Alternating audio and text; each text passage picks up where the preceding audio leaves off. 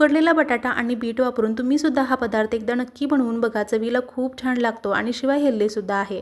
तर त्यासाठी काय करायचं, बीट स्वच्छ धुवून त्यावरची साल काढून छोटे तुकडे तयार करून घ्यायचे। एका मिक्सरच्या भांड्यामध्ये काढून हिरवी मिरची, आलं, लसूण टाकून पाणी न घालता बारीक वाटून घ्यायचं।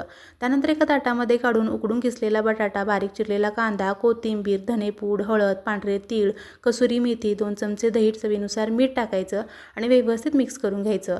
त्यानंतर 2 चमचे बेसन पीठ आणि थोडं गव्हाचं पीठ टाकत पाणी न घालता घट्टसर असं पीठ मळून घ्यायचं।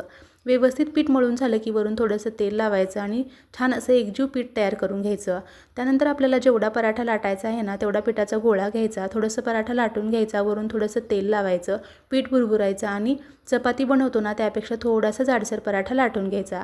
तवा छान गरम झाला की दोन्ही बाजूंनी तूप तेल लावून खमंग खरपूस पराठा भाजून घ्यायचा। चवीला अप्रतिम लागतो, अगदी मऊ लुसलुशीत होतो। व्हिडिओ आवडला असेल तर लाईक, शेअर अँड सबस्क्राईब।